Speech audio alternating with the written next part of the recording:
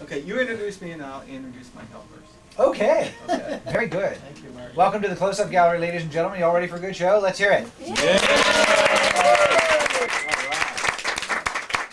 Just a couple of brief announcements before we begin. First, there's no smoking in here. Also, no photography. Please, when the show is over, this is the way out through this exit door right over here. Okay. The performer that you're about to meet comes to us from the Midwest. He is a professional magician, a second-generation magician. His father was very well known in the field of magic as well. He's been celebrating his debut week here at the Magic Castle, delighting our audiences all week long right here in the Close-Up Gallery. You all are in for a terrific time, so please give a big round of applause and welcome Glenn Bishop. I'd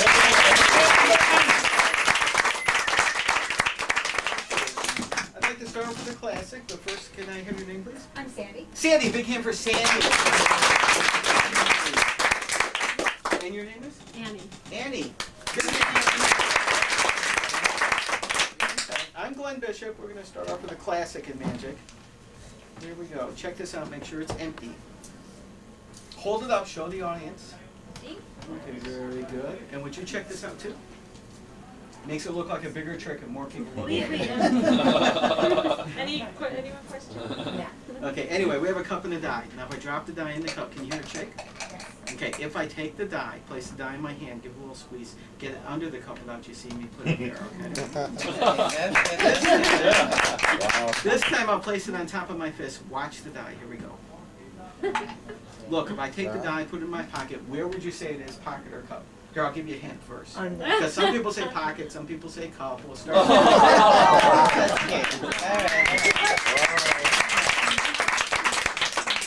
If I take the die, place it in my pocket, where is it, pocket or cup? Say cup. Cup. Good, because I'm an honest person. Yeah!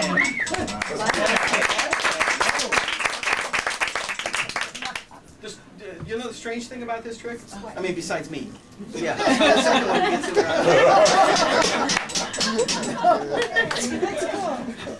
right. Okay, let's do a classic. This is one of my favorites. It actually isn't a magic effect. It's an old-time swindle. It's called the old three-shell game. There's 3 shells in the little P, and of course it's legendary. The idea is when the 3 shells are mixed up is to keep your eye on which one has the P, okay? If I were to mix up the 3 shells, you have to watch which shell contains the P. Okay. Which one would you say it's under? This one. Very good, because there are 3 shells and 1 P. It's not hard. 3 shells and a little P. The idea is when the 3 shells are mixed up, keep your eye on which shell contains the P. Which one would you say it's under? That Middle one. one. What? I'm sorry? Oops, sorry. No, go ahead. You can. The middle one. The middle one. Okay. Well, we'll start all over again. Okay. This time I have glass.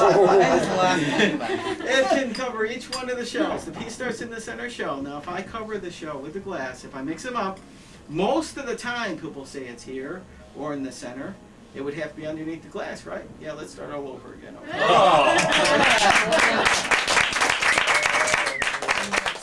This time I'll do it really slow. As a matter of fact, I'll do it in slow motion. So if you watch close, you'll see how the whole thing works. But it's really interesting. It's sort of a historical thing here. I'll do it very, very slow. Here's the P. Now if we mix them up, you have to watch which shell contains the P, okay? Anybody guys? The first one. Oh, did you see it? The third one. Okay, well since she saw it, we better do it again one more time. Okay, one more time with the glass. P starts in the center shell. I'm going to cover that shell with the glass if I mix them up. Now, most of the time, people say it's underneath the glass, except that.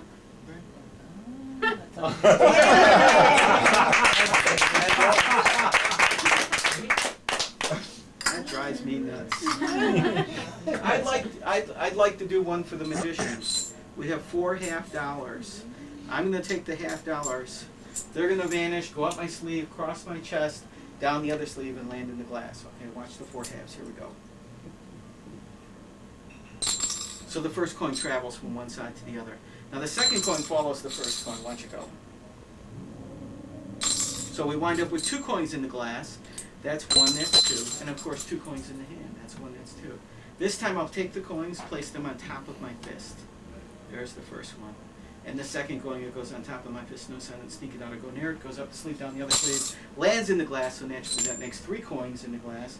That's 1, that's 2, that's 3. Watch the last one go. Here it goes. It's not in your hand.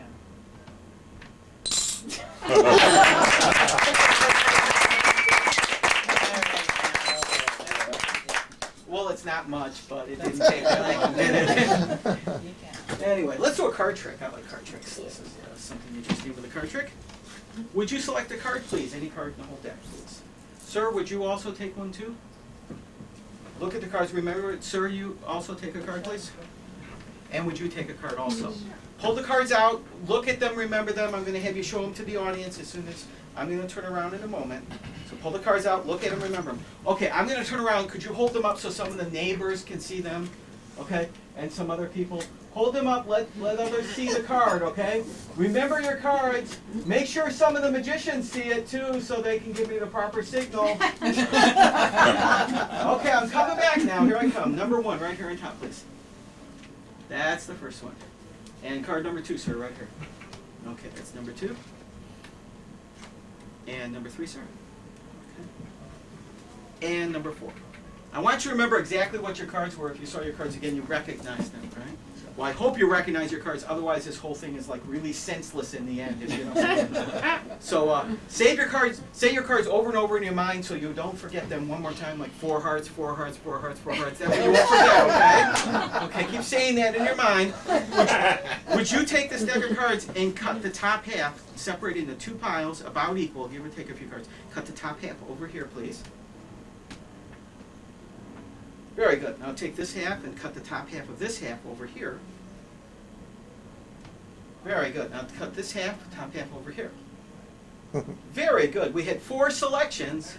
Now we have 4 piles, and you cut the cards. Wouldn't it be absolutely amazing if I'm going to take the top card of each one of these piles now. I want you to remember, you cut the cards. Wouldn't it be absolutely amazing if card number 1 happened to be the 4 hearts, which was your card. Card number 2 happened to be the 5 of clubs, which was your card, sir. Card number 3, which happens to be the 7 of clubs. And of course, that was your card, sir. And of course, the last card was the 6 of spades.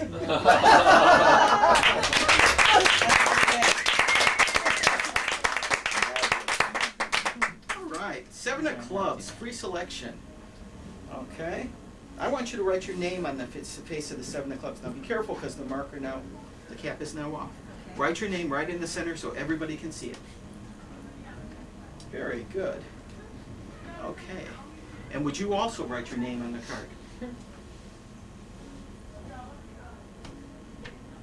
Very good. And they did tell me to do 20 minutes, so would everybody please sign the card?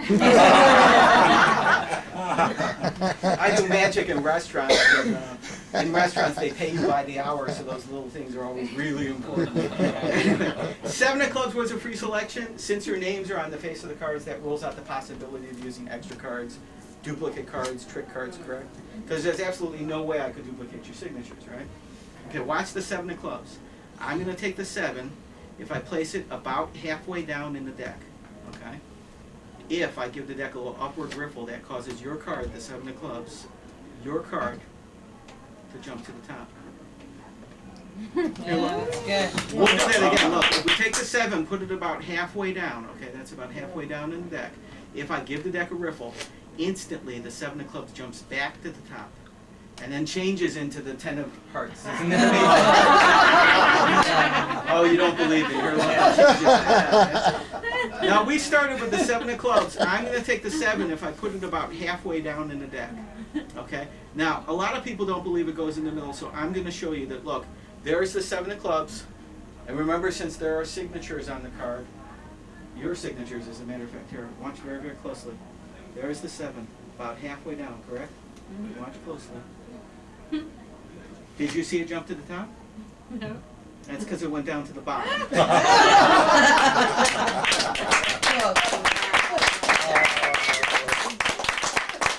We'll start all over again. We'll put the 7 where everybody can watch it, but I want you to remember you could have had any card in the deck, like the 4, the Jack, or the 8, but you took the 7. Wait a second, this is getting confusing. Do you know why this works? A lot of people don't know this, but a deck of cards will work just like an elevator. You can send the 7 up or down depending on the button that you press. It works just like an elevator. There are elevator buttons.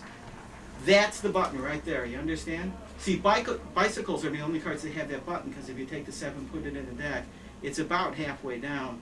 If I give the deck a riffle, see, I press the button, and that causes the 7 of clubs to jump to the top. Watch. Almost went down to the bottom.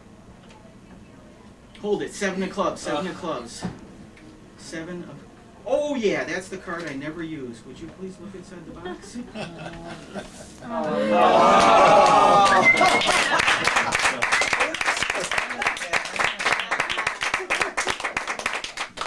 Would you please pick a card, please? One more quick card trick. Take a card, take a card. Look at it, remember it, okay? And trump. That's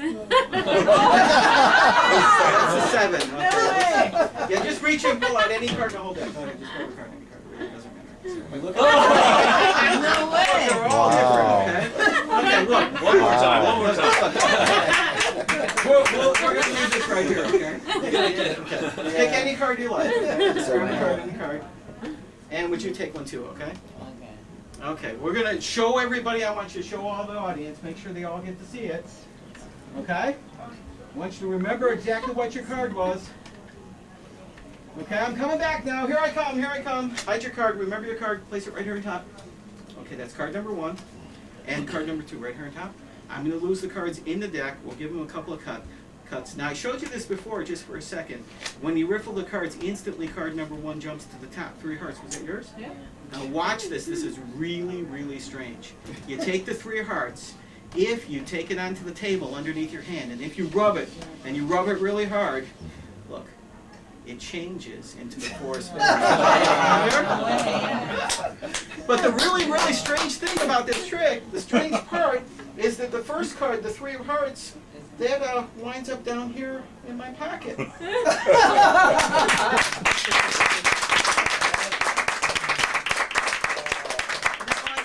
I get the feeling you're wondering how I did that. Okay, great. Well, I'll show you exactly what happens. Look, you take the 3 of hearts. What I do is I take the 3 of hearts under my hand and I rub it.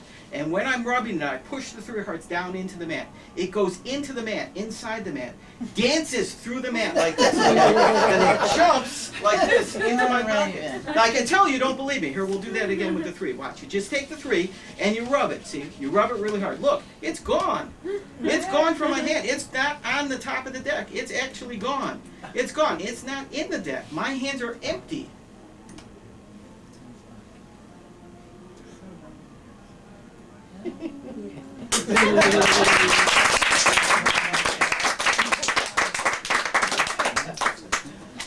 That one scares me too.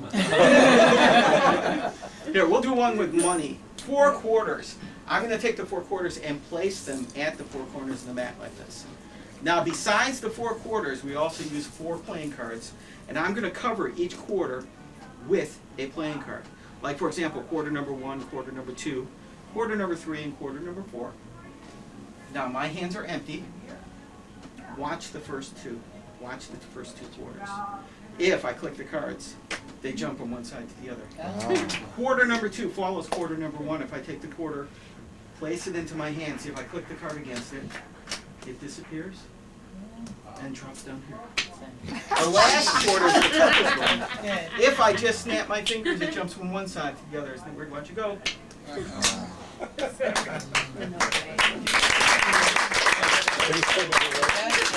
What? I'm sorry. What's underneath there? I didn't hear you. What was that? What's underneath there? Oh, I do use an extra coin, but I'm really not sure what that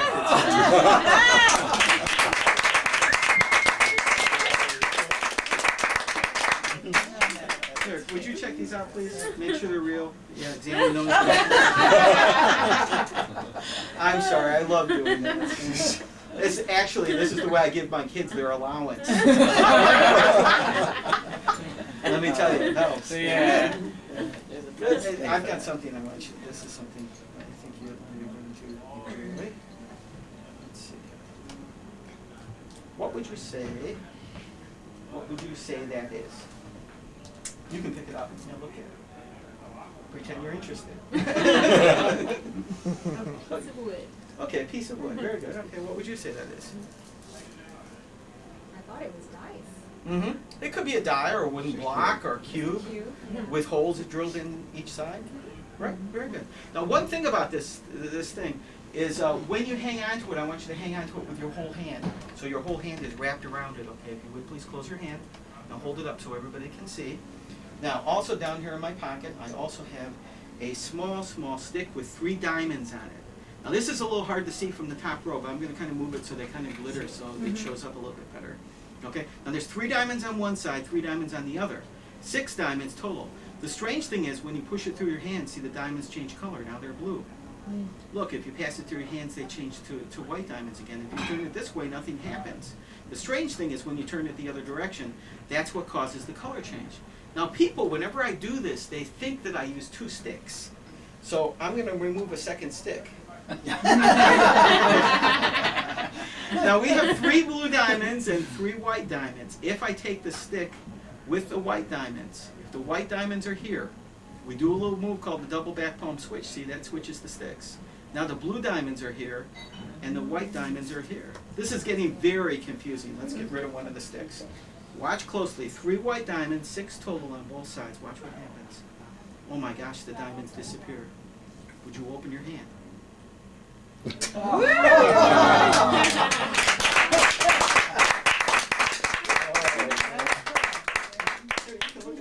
She likes it. I really like you people. You're so nice.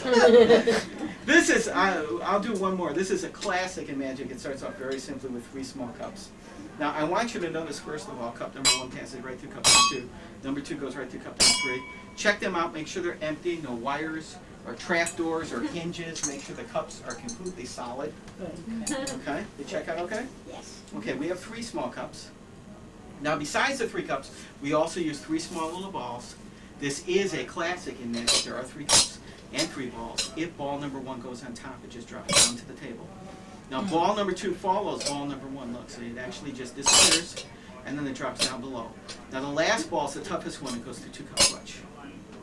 See, we have 3 little balls. 1, 2, and 3. 3 cups.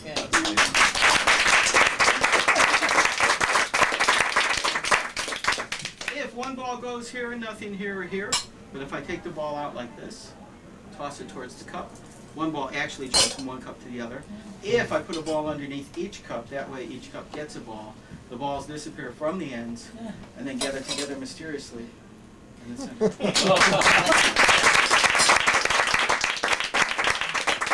3 little balls, 3 little cups. I'll make the trick a little bit easier to watch. If I take the first ball, you get rid of it. Ball number 2, you get rid of it. And again, the third ball you get rid of. The strange thing is, this ball comes back to a different cup. If I take the ball, you get rid of it, it comes back over here. I'll start all over again. Look, if I take the ball, you get rid of it. It actually makes all 3 together land in the middle, but 3 are taken as a group. Well, there they are. They go in my pocket. And my hands are empty. I'm going to let you have your choice. Wait, not yet.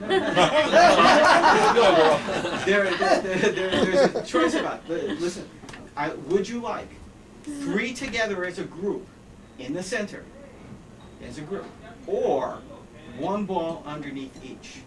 Which would you like? It's your choice. 1 underneath. 1 underneath each. I am so glad you said that. See, because they're too big. They don't fit underneath.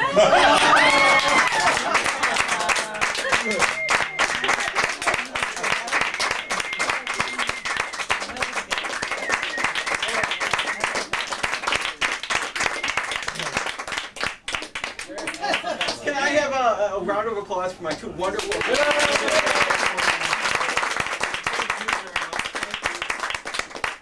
My name is Glenn Bishop. It's been a pleasure and a privilege and an honor to appear for you today at the Magic Castle. Enjoy the rest of the shows and enjoy your evening. Thank you very much. Thank you.